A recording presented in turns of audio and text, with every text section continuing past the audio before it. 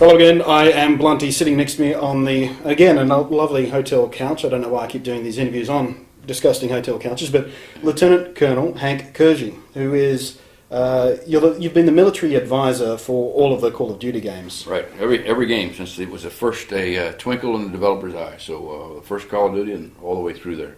So how did you get that gig? Did they do a casting call for retired military personnel? Oh, yeah, the story's always, it was a phone call from a friend of mine who was a talking head on TV, because Activision and the way they do things is, hey, you know, it'd be nice if we had a military advisor. Look, on TV there's a military guy, call him up. So he got called up and he asked me to come with him. So both of us came out as the original military advisor. Now he found other things to do, you know, so it would make being the Call of Duty military advisor not as good on his resume because he's working for the Department of State. So when you're working for Condoleezza Rice as as an undersecretary, it doesn't look so good to be also the military advisor for Call of Duty. Whereas anywhere I go, I have tremendous following of people. It gives me great dignity to have that. So I've been with them ever since.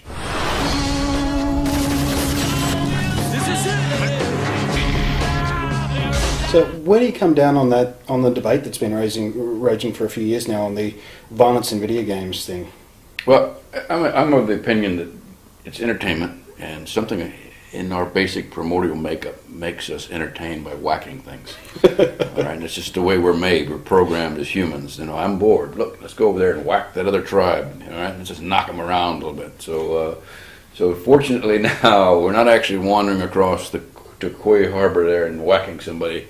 We can do it on a video game, get that all out of our system, which is very good for us. And if you're going to whack something, why not whack in a historical setting like Vietnam, so that we can at least stimulate maybe a few of the intellectually curious to say, what happened in that conflict?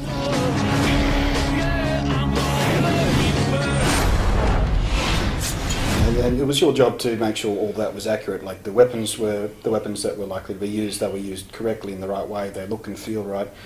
You mentioned a crossbow before. Was that a common weapon? Because it feels like a fairly ancient weapon for a modern...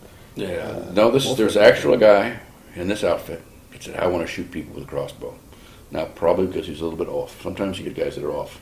But the appeal of the crossbow is, here comes this 10 guys going down the trail, I'd like to take the last one out. You know, the thwack of a string and a dart smacking into him with a little bit of wind, probably be silent enough that the other 9 guys ahead of him continue on their merry way singing their Ho Chi Minh marching songs. You know, you've probably heard of those. They're wonderful songs. That was why this guy took it. Now, did he put an explosive tip that had a green glow stick on it? No. Once again, there's some creative license. You remember, these guys, these developers get back in their rooms and think, wouldn't it be cool? The crossbow's cool, but wouldn't it also be cool to have the explosive green glow stick tip that blows up? So there's a little bit of creative license in that. Yeah.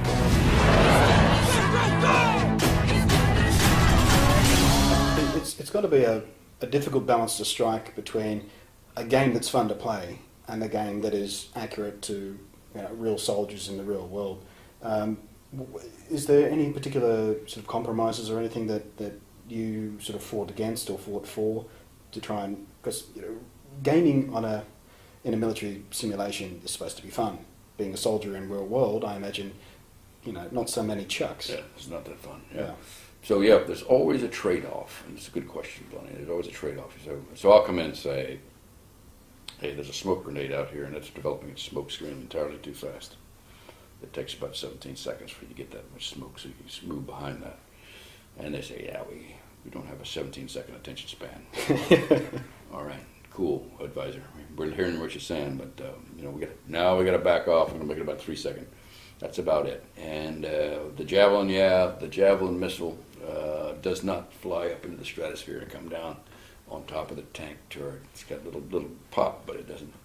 Yeah, but we've got this, and it looks pretty cool, doesn't it? So you have a little bit of a trade-off all the time. Now, what the appeal is, when you go over to I was just back from Iraq, and soldiers in the field were absolutely unimpressed with me when they found out I was working with the general's advisor. Yeah, get in the back of the armored vehicle there. You're a civilian contractor, and we'll ride around with you. And then somewhere I'd mentioned that I was the military advisor for Call of Duty. And, whoa! Jesus Christ! Get him a soda, man! It's freaking... I got a couple ideas for this game, man. You got to do this. I got to have little birds, and we got to be able to fly the little birds in the next game. So, the guy that gets the best vote, the guy that's actually doing the sticking and the fighting and the hooking and jabbing, loves Modern Warfare. I can tell you that. What do you think it is that you mentioned that the soldiers you've met really enjoy the Call of Duty games? Why do you think that guys who soldier for a living enjoy going into the fantasy soldier situation? You know, you train your whole life as a soldier for the worst contingency, that I'm going to have to be stuck in a nasty little brutish street with 40 subhuman, crazy, hepped up Muslims coming at me. And you train that way, and you fear that scenario, but you train for it, and then you go out on patrol, and you face a couple women waving at you, and and then you want a couple kids asking for candy, and maybe one of your vehicles blows up from a roadside bomb. So the thing you've trained for hadn't actually happened. So now you roll back from patrol and say, okay, this is what it would have been like. Boom, plug in the darn game, land up your guys together, go in there and play. So you're kind of hooking and jabbing without. And then the cool thing about coming back and doing that is when you get hit in the arm or you get hit in the face, you get this little bit of red sheen comes across your ballistic goggles, but you don't feel the pain. Yeah. So I guess that's the deal. The level of work they did to make this thing authentic. I can tell you the weapons designers in Modern Warfare, we're not talking about Modern Warfare now, but all these weapons guys are fanatics. And you wander into them, and I go to see them, they say, come in here, look what I've got, look at this weapon here. And they've got weapons that I have never seen. And I've been around a long time, a Czech weapon, somebody else's weapon, all laid out on a virtual table in this long room as you're going through there, and he's picking them up and he's shooting. Every one of them has been recorded, the sounds have been recorded, they've played, but the guys know more about weapons than I do. So they absolutely love weapons, and they're spot on. The design on the game is spot on. You can pull the magazine to the side, you look at the top, the engraving, it's all been taken photographs, and so that level of detail and authenticity appeals to a guy coming out of the field. It looks like his M203. It looks like his his M4 carbine with his stuff on top of it, his ACOG sight. So he's tickled to death. What is that green on your shirt, by the way? I'm not familiar. That's the Superman motto. Is that? That's from a Japanese cartoon called Gatchaman.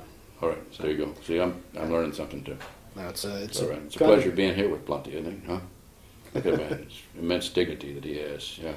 Yeah, we haven't known each other long, which is why he's under the impression that I have any dignity at all. Exactly. It's the booze. We are drinking beer though, so it's at noon as well. But in my country, it's probably drinking time. I don't do the math. Well, 10 GMT. It's close enough. I don't even know what I just say that, and I'm pretty sure it's happening. All right, so thanks very much for sharing a beer with me in the chat. It's a pleasure. And all those viewers out there, rock on.